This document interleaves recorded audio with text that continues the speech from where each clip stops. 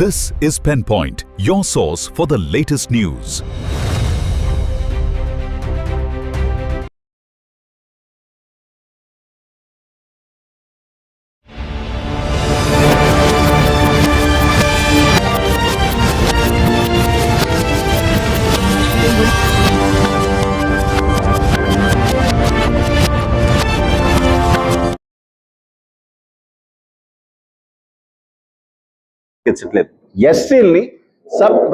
ఎస్సీని sub classify చేయడం కుదరదు. ఎందుకు కుదరదు అంటున్నామంటే ఈ సబ్జెక్ట్ వినండి, చాలా పెద్ద ఇష్యూ. ఫ్యూచర్లో నేనే Ratnakar, nobody is there in India. ఎస్సీలకి 100లో 1కో 2కో బెనిఫిట్ జరుగుతుంది. దీన్ని సమంగా పంచుతానంటాడు. ఎలా పంచుతారు? Is it possible? మీకు ఒక 2 బిర్యానీ ప్యాకెట్లు ఇచ్చి సమన్యాయం చేస్తున్నాను, సమంగా పంచుకోండి అంటే ఈజ్ ఇట్ పాసిబుల్ అంటున్నారు. Modi it's direct question for the Modi, not for you. సాధ్యం కాదు. First time in India Congress party did it in a corner of the country in the states of Punjab and Haryana. మొట్టమొదటిసారిగా ఈ దేశంలో ఎస్సీ వర్గీకరణ చేసింది దరిద్ర కొట్టు కాంగ్రెస్. రాసుకోండి.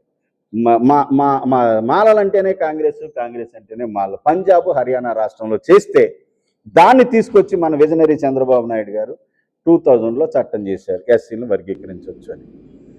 అయితే మేము కోర్టుకు వెళ్తే అది కుదరదని చెప్పేసి 2004లో కొట్టేసింది ఆ జడ్జిమెంట్. కొట్టేస్తే దాన్ని బేస్ చేసుకుని పంజాబ్లోని హర్యానాలోని అమలవుతున్న జడ్జిమెంట్ కూడా కొట్టేస్తే పంజాబ్ రాష్ట్రం ఇది మా యొక్క కెమిస్ట్రీ వేరు, మా యొక్క కుల కెమిస్ట్రీ వేరు అని అప్పీల్కి పోయింది 2011లో. మరి సడన్గా ఎందుకు వచ్చిందంటే చూడండి, మీరు కూడా తెలుసుకోవాలి సబ్జెక్ట్.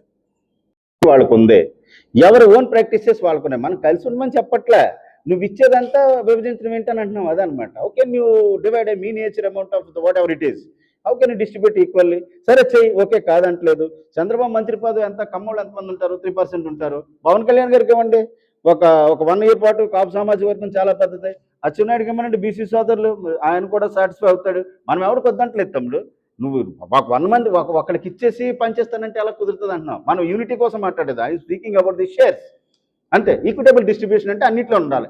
మోడీ గారు ఉన్నారు, మోడీ గారు ప్రధానమంత్రి పదవి ఒక బీసీ సోదరులకు ఇవ్వనండి. ఆయన బీసీ ఏం కాదు, రాసుకోండి. ఇది ఆయన టెక్నికల్గా కన్వర్టెడ్ బీసీ అని తెలంగాణ ముఖ్యమంత్రి రేవంత్ రెడ్డి చెప్పాడు కదా, అదే అంటున్నాం. తర్వాత ఇంకో క్యాస్ట్కి ఇవ్వండి, బీసీ సోదరులు చాలా మంది ఉన్నారు కదా, వాళ్ళకి ఇవ్వండి. మాకొక్కడికేనా జడ్జిమెంట్లు, జస్టిస్లు, రూల్స్ అండ్ రెగ్యులేషన్స్ మెత్తోడుకోవా? వాళ్ళకి వద్దా?